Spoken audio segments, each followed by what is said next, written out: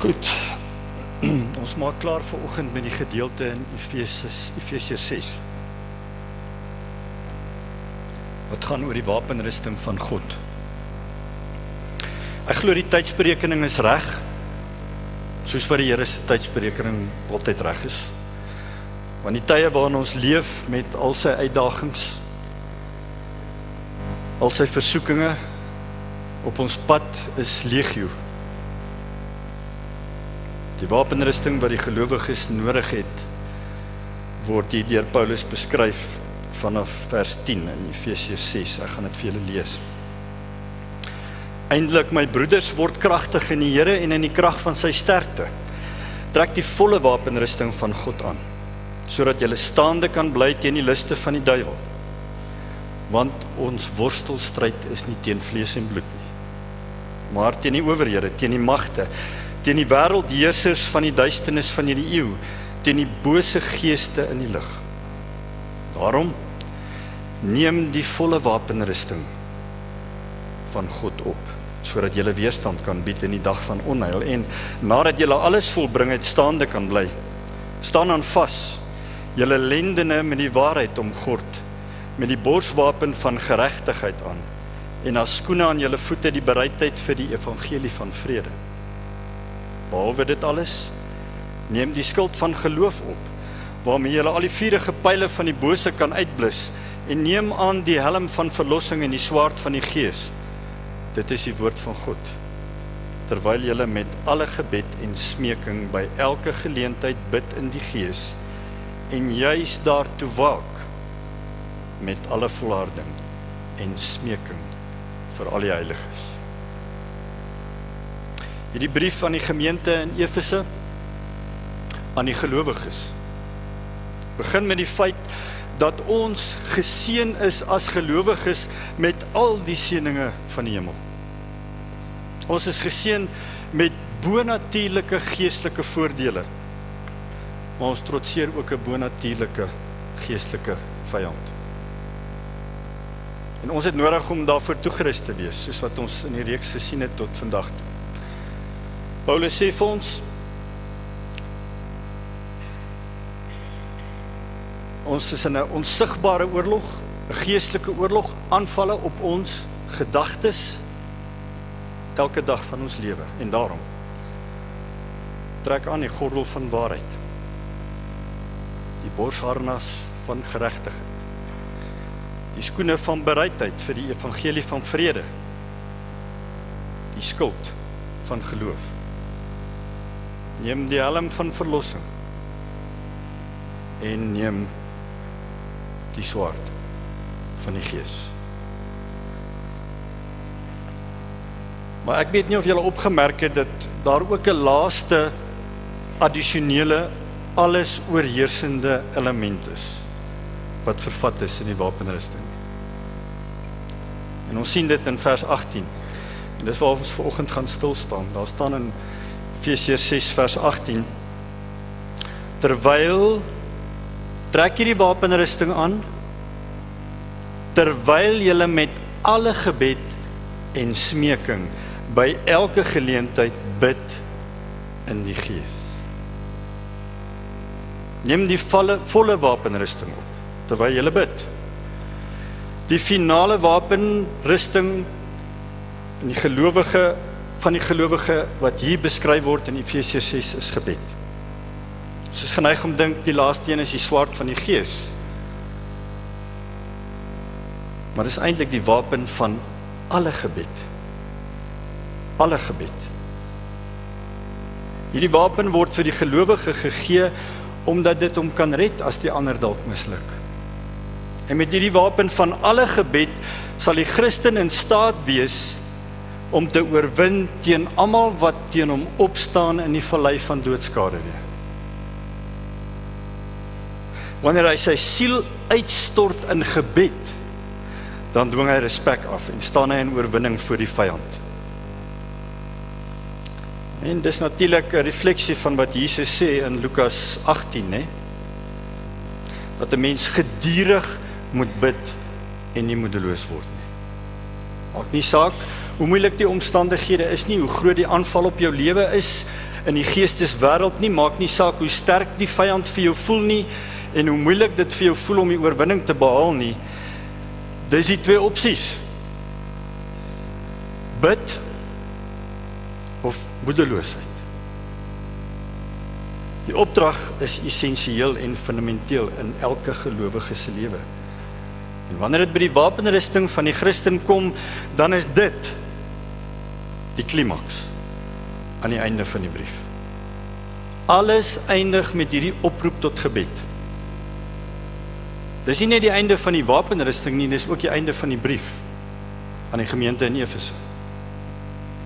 Die brief wat begin in die hoogtes met een van die grootste teologiese verklarings in die Bybel, eindig as ware op sy knie.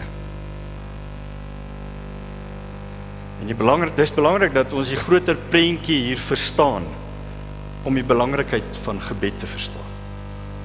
En dis hoekom dit moeilik is vir ons om te bid. Dis 'n oorlog. Ek wil graag hê ons met die konteks van hierdie gebed verstaan, waarvan hier geskryf word, in die brief aan die gemeente in Efese. So bly vir 'n oomblik net by my, ek gaan vinnig met julle deur die eerste 5 hoofstukke. As daar enige brief is in die Nuwe Testament wat beskryf wat ons in Christus is, en wat dit vier eintlik in hierdie brief. Nee, soos 'n fees wat gevier word. Dis 'n versameling van seëninge en voordele en voorregte en geskenke en bemagtigings vir die gelowiges. Kom ons lees hoofstuk 1 vers 3 en 4. Ons word geseën met al die geestelike seëninge in die hemel, in Christus.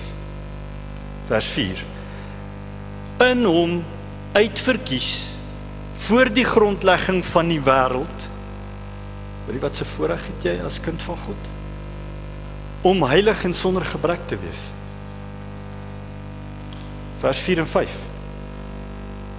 Aan die einde van vers 4, begin van vers 5, is ons voor hom in liefde, deurdat hy ons voorbeskik het om ons as sy kinders vir homself aan te neem deur Christus Jesus. Vers 7. In hom het ons die verlossing deur sy bloed, die vergifnis van die misdade na die rykdom van sy genade. Ons ontvang selfs 'n erfdeel. Vers 11, wat elders in die Bybel beskryf word, hierdie erfdeel word beskryf as onbesmet en wonderlik. Vers 13, in wie julle ook verseël is met die Heilige Gees as gelowiges. Die Heilige Gees van die belofte, wat die onderpand is van ons erfdeel. Hoofstuk 2 sien ons dat ons dood was deur die misdade en die sondes waarin julle tevore gewandel het, volgens die loop van hierdie wêreld, volgens die owerstes van die mag van die lig, van die gees wat nou in die kinders van die ongehoorsaamheid werk, onder wie ons almal ook vroeër gewandel het, in die begeerlikhede van die vlees, toe ons die wil van die vlees en van die sinne gedoen het, en ons was van nature kinders van die toorn, ons was net soos ook die ander. Maar in hoofstuk 2 vers 4, maar God, wat ryk is in barmhartigheid, het deur sy groote liefde, waarmee hy ons lief gehad het, ook toe ons dood was deur ons misdade, wat het hy vir ons gedoen? Hy het ons lewend gemaak saam met Christus. Uit genade is julle gered, en saam opgewek, en saam laat sit in die hemele saam met Christus.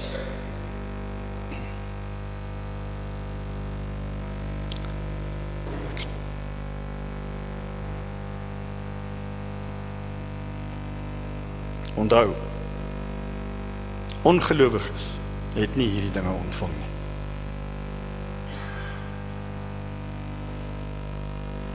Ons is die ontvangers van die genade en ons sal altyd wees.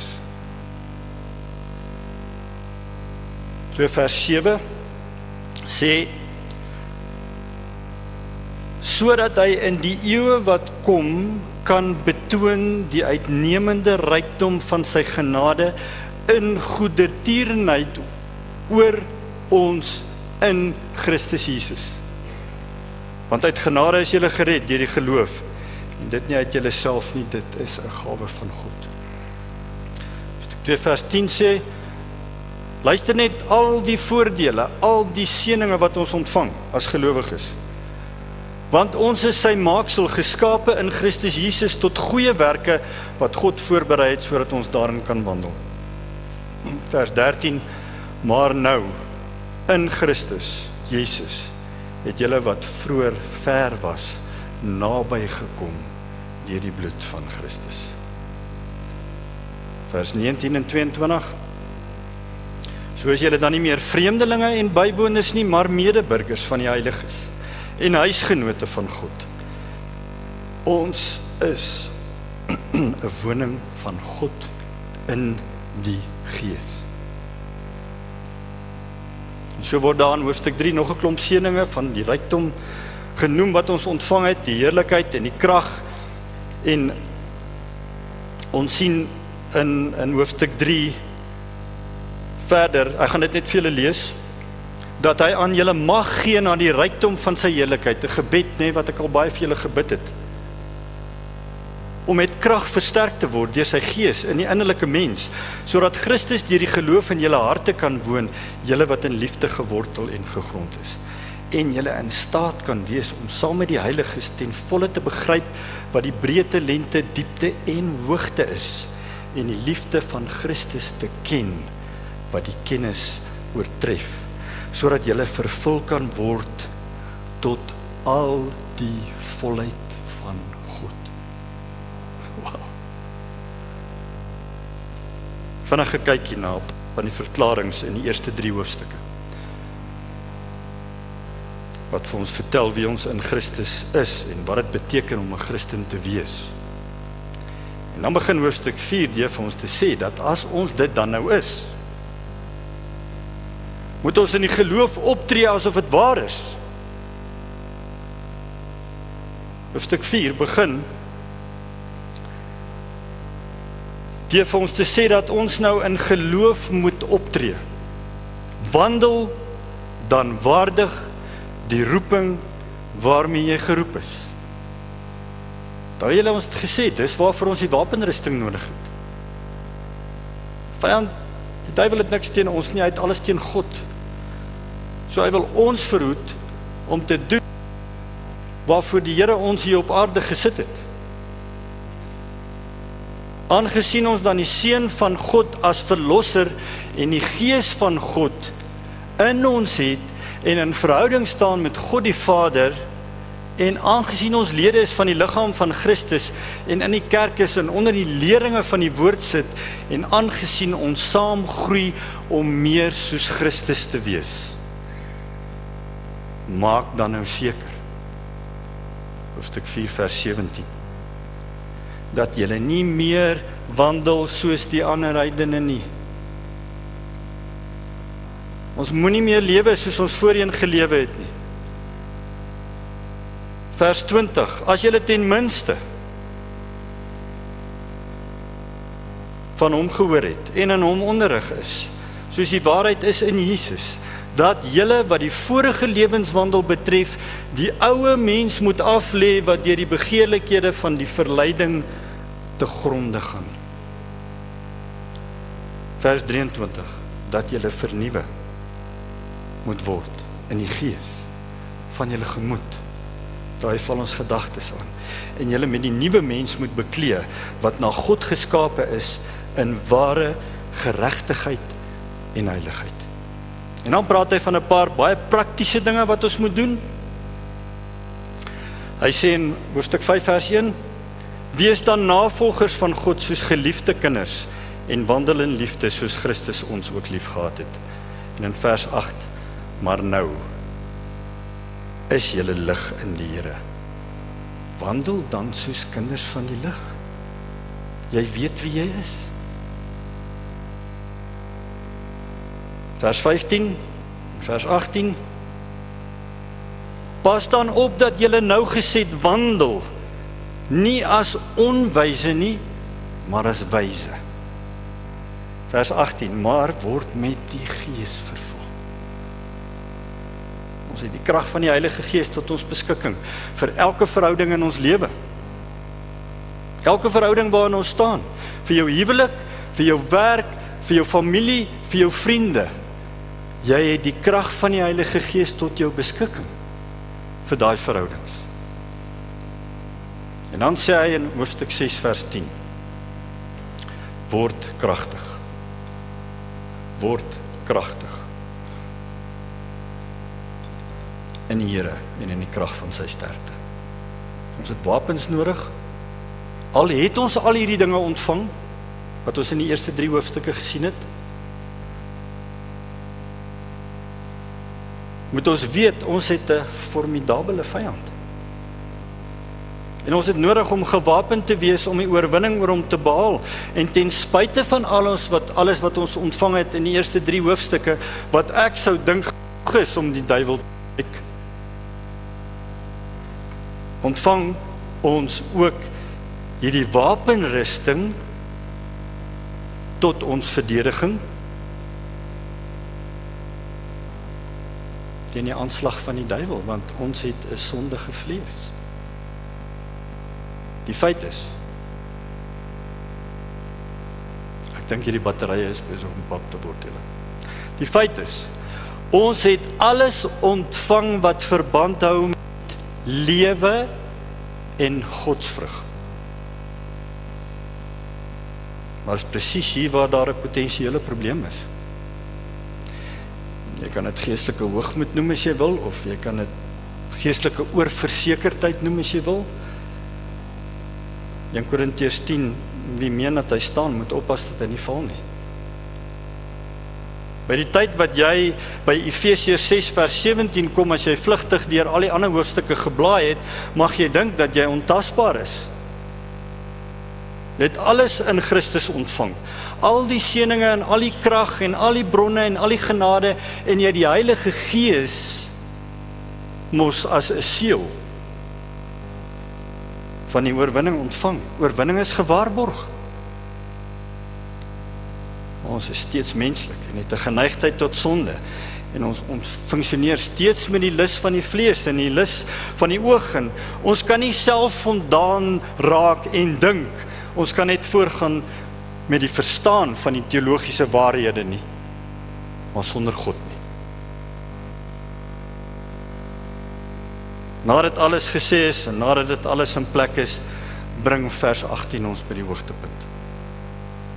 Neem al hierdie wapenrusting, trek dit aan, maar doen dit met alle gebed en smeking, by elke geleentheid bid in die Gees. As jy gedink het daar is niks wat jy kort kom nie, dan maak ons 'n fout. Ons is almal kwesbaar. Ons kan almal struikel. Ons kan almal die geveg langs die pad verloor. Nie jou geloof nie, né? Ons het daaroor gepraat.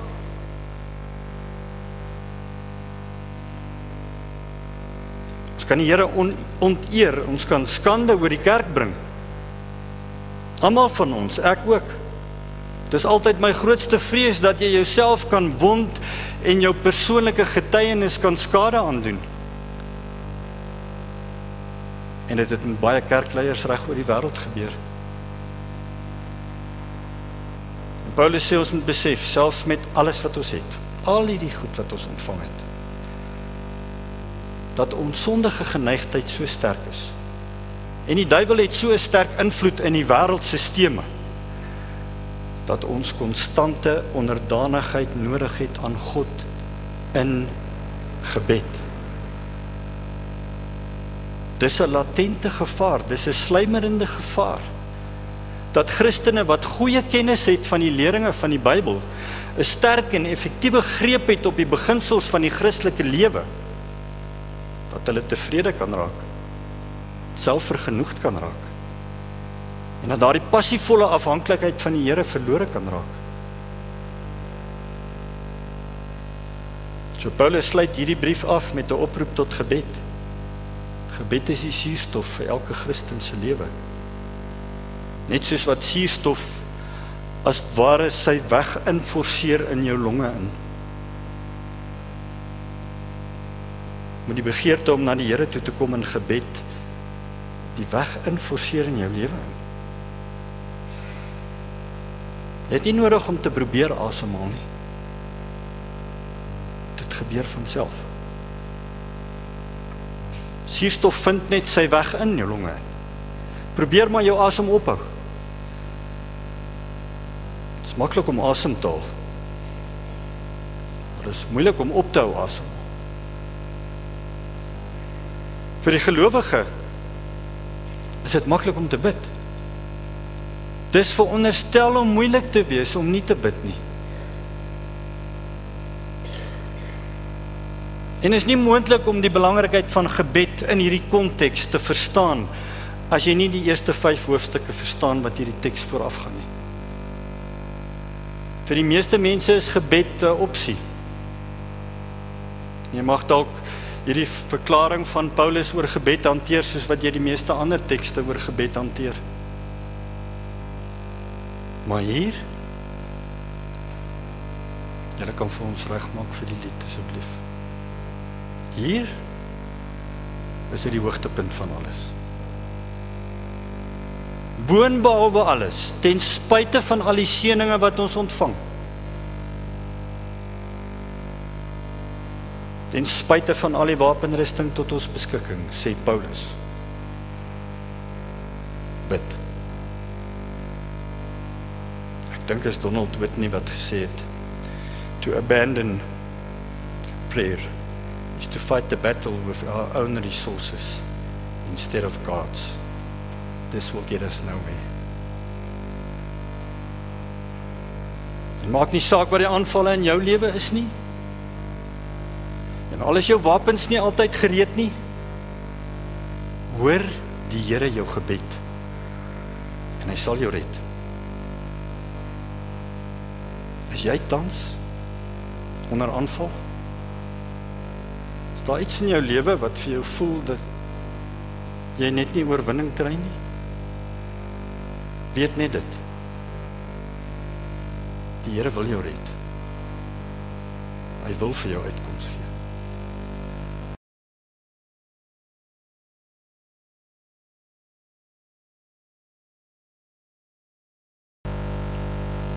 Ons gaan klaarmaak. Ek moet klaarmaak. Want ek wil hê ons moet kyk na Paulus se instruksie. Efesiërs 6 vers 18. Terwyl julle met alle gebed en smeking by alle geleenthede bid in die Gees en juis daartoe waak met alle volharding en smeking vir alle heiliges. Pas, die Griekse woord vir all of alle word 4 keer in die oorspronklike teks gebruik. Alle.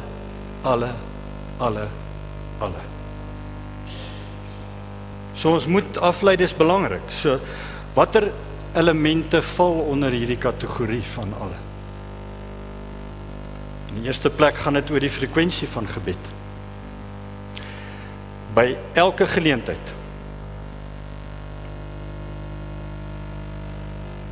Met elke gebed. Lukas 21:36. Waak dan en bid altyd deur. Handelinge 6:4 sê die disippels, maar ons sal volhard in die gebed. Dis gesê oor Kornelius in Handelinge 10 vers 2. Hy met sy hele huis was altyd deur in gebed tot God. Paulus sê in Romeine 12:12, volhard in die gebed. 1 Tessalonisense 5 vers 17, bid sonder ophou. 2 Timoteus 1 vers 3, wanneer ek onophoudelik dag en nag aan jou in my gebede dink. Klem val hier op konstante gebed. En dit stretch ons 'n bietjie verder, nê, as net die gewoonte gebede. Dis nie soos om op 'n Sondag hier 'n spesifieke tipe gebed te bid, of voordat jy kos eet by die huis, of hy praat van iets anders hier. Dis nie 'n sekere tyd van die dag vir 'n sekere tyd lank op 'n sekere plek nie. Ons praat hier van 'n lewenspatroon, 'n lewe van gebed.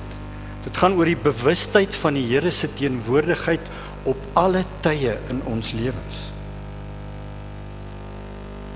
Sy teenwoordigheid en dat ons 'n hart vir ontvanklikheid het, vir sy teenwoordigheid. Wanneer iets goed gebeur, dan bring jy dadelik eer aan die Here en jy dank hom daarvoor. Wanneer iets slegs gebeur, dan bely jy onmiddellik en jy bid vir die persoon met wie dit gebeur het, en jy bid vir genesing en vergifnis. Jy bid vir die oortreder en jy ootmoedig jouself as dit nodig is. Dawid het gesê, Psalm 16 vers 8. Psalm 16 vers 8. Ek stel die Here altyd deur voor my. Dit beteken nie maklik om te leef met die bewustheid van God die hele tyd nie. Elke oomblik van jou lewe nie. Dit vat volharding, dit vat deursettingsvermoë om heeltyd bewus te wees van die Here wat teenwoordig is in elke faset van jou lewe.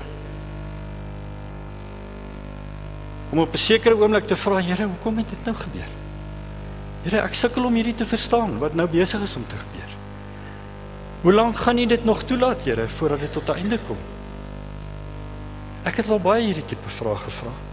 Ons hoef natuurlik nie en ons sal nie altyd al die antwoorde hê nie en ons sal nie altyd verstaan nie, maar ons kan oor alles met die Here praat. Gebed is 'n konstante bewustheid van God, maar nie noodwendig 'n maklike bewustheid van God. Tweede aspek van gebed is die verskeidenheid van gebed. Alle gebede verwys na die frekwensie van gebed, maar dit verwys ook na verskeidenheid, met alle gebed en smeking. Hy praat hier van allerlei soorte gebed. Openbare gebede, private gebede, hardop, sag, beplant, onbeplant, spontaan, belydenisse, dankgebede, staande, sittende, kniel voor die Here, met jou hande in die lug. Elke tipe gebed wat uitdrukking gee aan die tipe emosie onder sekere tipe omstandighede, enige manier by enige geleentheid. 1 Timoteus 2 vers 8. Ek wil dan hê dat die manne op elke plek moet bid met heilige hande ophef, net 'n voorbeeld. En dis deel van ons verdediging, deel van ons wapenrusting, deel van die beskerming wat ons geniet en die manier om die listige planne van die duiwel te vnyk. So ons praat nie van gebedsnotas of gebede wat gememoriseer word of neergeskryf word nie. Dis glad nie verkeerd om dit te doen nie, maar hy praat hier van iets anders. Enige tyd van die dag of nag. Gaan nie oor jou gebedstyd 5 uur die oggend of 10 uur die aand. Allerhande tipe gebede enige tyd van die dag, hier is nie limite nie. Dan praat hy ook, die derde alle is die manier van gebed. Waak met alle volharding en smeking. Frekwensie van gebed, verskeidenheid van gebed, manier van gebed. Jy moet weet waaroor jy bid. Dit is baie moeilik vir die Here om sommige van ons gebede te beantwoord.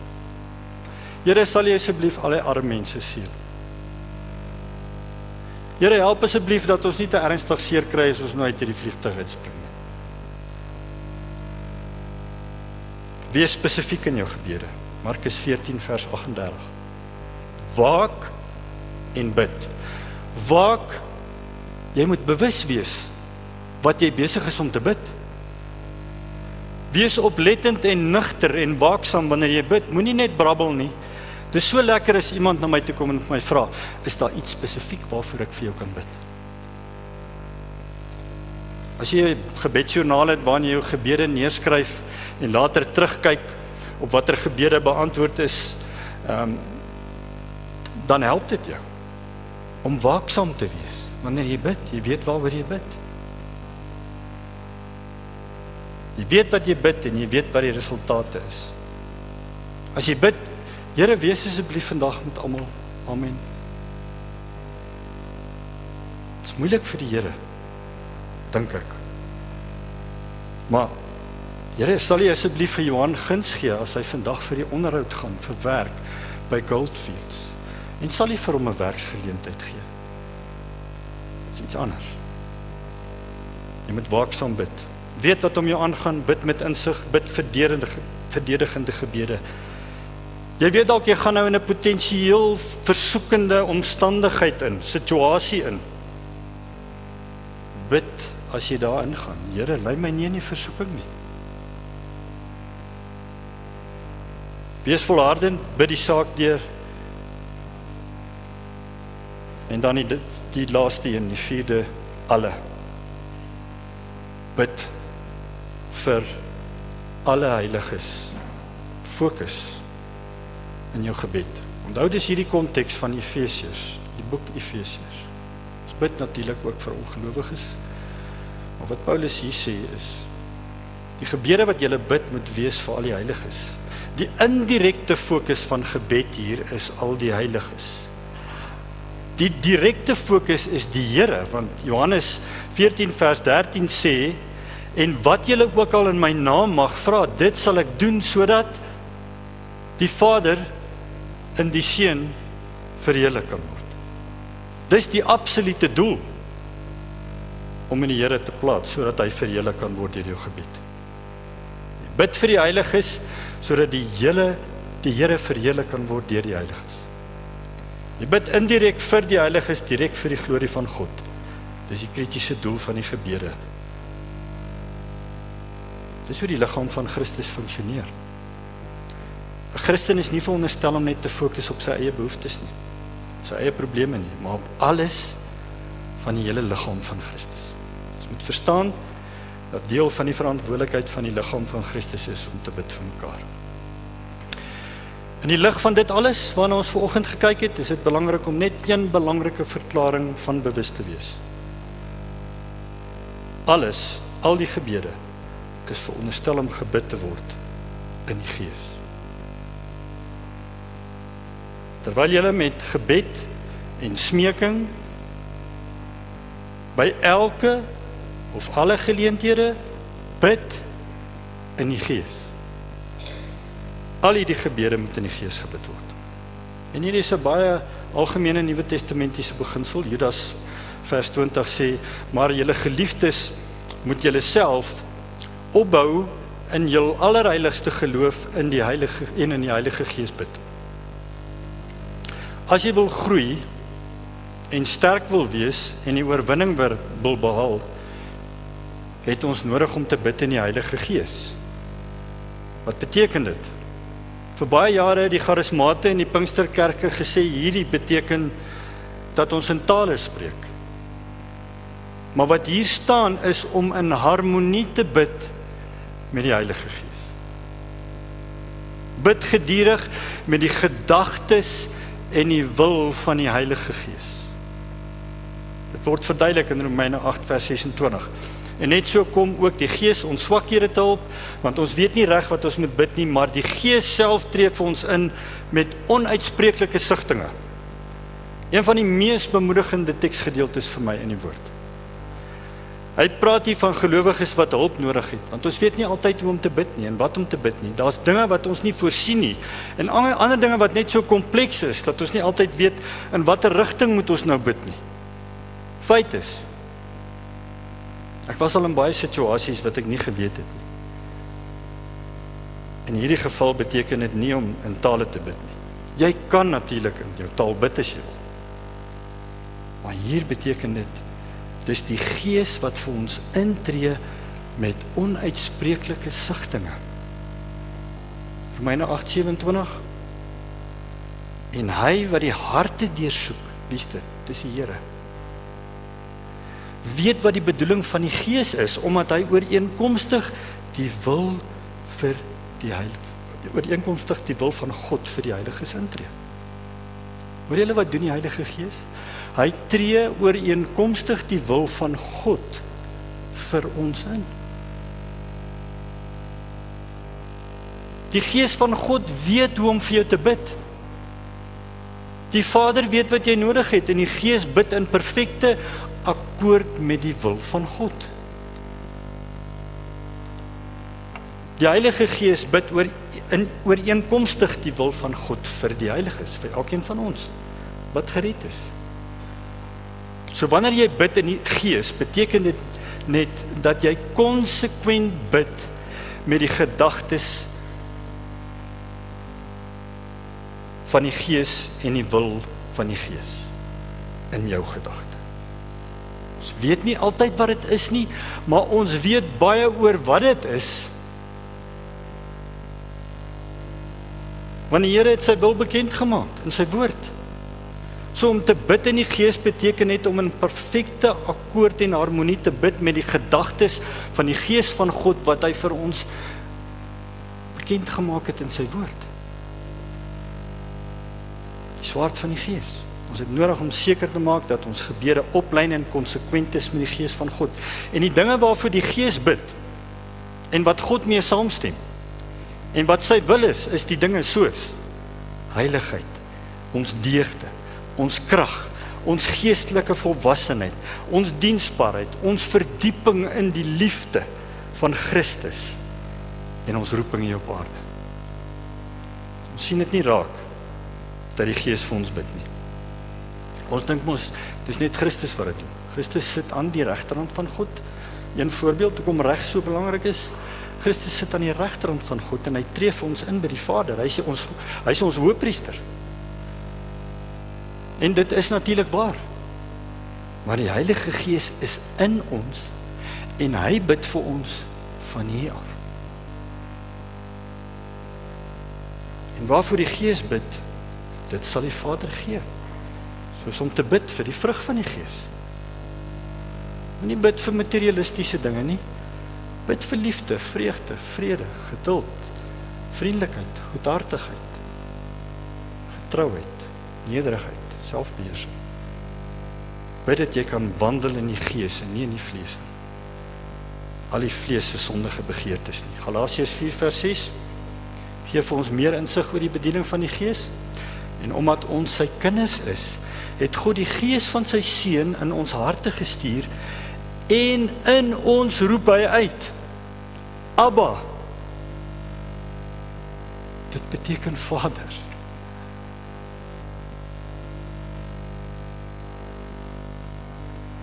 Omdat ons sy seuns en dogters is, het hy sy Heilige Gees in ons geplaas en die Gees roep uit. Vader. Wow. Asemrowend, Here. Die Heilige Gees in ons interpreteer vir ons wat dit beteken om 'n intieme kind van God te wees. Hy pleit vir die dinge wat aan ons behoort omdat die Here ons Vader is. Paulus sluit die brief af met 'n praktiese geleentheid en dis my laaste paar sinne. Met 'n praktiese geleentheid om hierdie beginsels aan ons te demonstreer, om dit aan die werk te sit. En dis in vers 19. Hy sê, bid vir my. Sodat 'n woord my gegee mag word, as ek my mond oopmaak, om met vrymoedigheid die verborgenheid van die evangelie bekend te maak. Bid vir my, dat ek my roeping kan uitleef. Ons is dit verskuldig aan mekaar.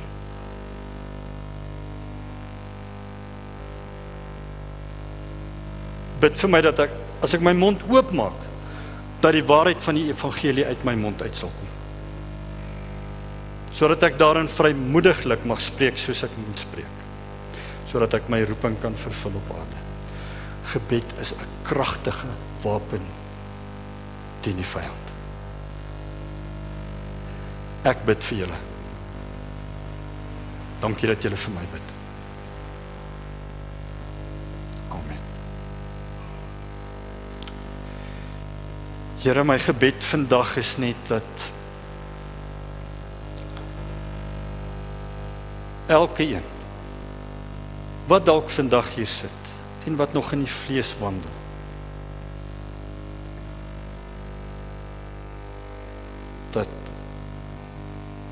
dat hulle sal uitroep na U, sodat hulle vervul kan word met U Gees. En sodat U Gees wat in ons is, kan uitroep namens elkeen van ons, Abba, Vader. Ek bid dit in die naam van Jesus. Amen. 'n jaar terug wat ek ook hier gestaan het. En ek is toe diep gedoop. Hierdie ouetjie van my, ek was met my sussie in Pretoria gewees. En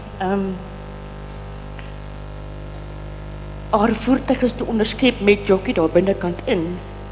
En toe ek uitkom, toe is Jokko's weg. Haar kar was nie verseker gewees nie. En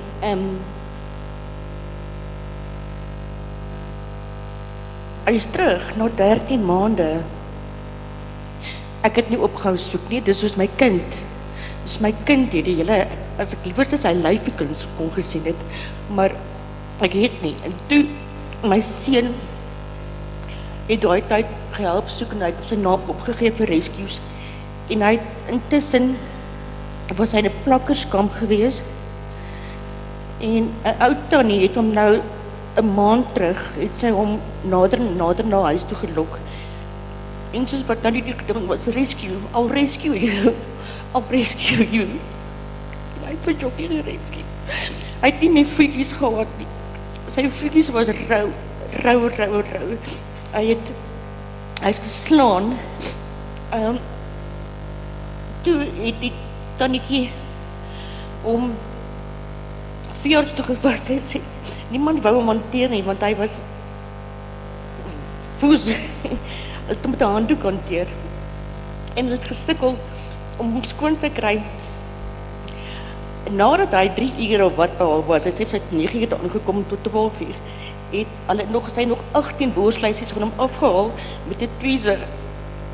En toe, nou wil ek eintlik vir die Here dankie sê, want nie net om het kom teruggekry het, want die tannetjie kon nie met daar gebly het nie, want die plek is te verkoop. En sy moes toe trek. Toe gee sy hom op vir rescue. En toe het hy ook by iemand gebly wat gedink het dit is hulle poedel en dit het ook nie gewerk nie. En toe gaan hy na nog enetjie toe. En toe uiteindelik toe kom dit by die vroutjie uit wat rescuers doen. En toe het sy my seun gebel 12 uur die nag. Sy kon nie. Sy sê sy kon nie nog wag nie. Toe het sy my seun gebel en hy het my die volgende oggend het hy my gebel om te sê, mamma kyk gou daar, is dit nie Jokkie nie. En ek moes maar twyfel. En toe, nou ja, toe het ek sonder my hondjie teruggery van Pretoria af, en dit was horrible. Ek het nog nooit sy kussentjie weggegooi nie, ek het nog nooit sy kleertjies weggegooi nie. Ek kon nie, elke maand een keer, nydig sê ek vir iemand, dit is nou 'n jaar, dit was toe nou Februarie gewees. En minute ek geweet, hy is nou al gerescue, hy is nou al, hy gaan na my toe terugkom. En ek is baie dankbaar. Die vroutjie het gesê, hy gaan 3 maande vat om ten volle te herstel. En tussen het my seun ook vir my 'n ander hondjie gekoop, 'n klein woelwater, 'n worsie, 'n wille hoender, maar hulle kom goed oor die weg, glad baie goed oor die weg. En hierdie was baie altyd jaloers. En hulle kom goed oor die weg. Hy slaap nog baie, soos hy gesê het, hy gaan nog 3 maande vat om te herstel met ons. En ek kan hom nie los nie, ek kan hom glad nie los nie, hy ry altyd saam met my in die dorp.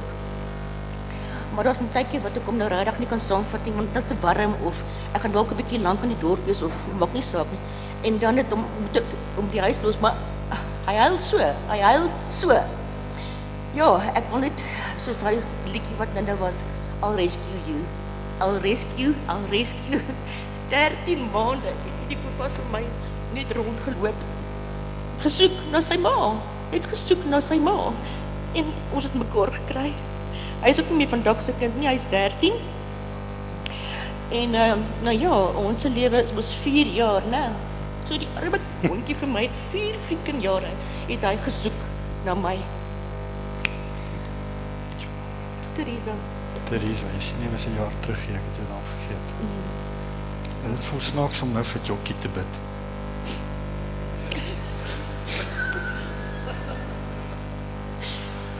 Maar weet jy wat? Ons eer die Here saam met jou. Vir dit wat hy vir jou gedoen het. Maar ek kon nie anders nie. Ek moes net die inbars. Ek moet nie inbars vanoggend. Ons het gesien, en toe die hond verlore was, is die eerste plek waarna toe hy teruggekom het kerk toe.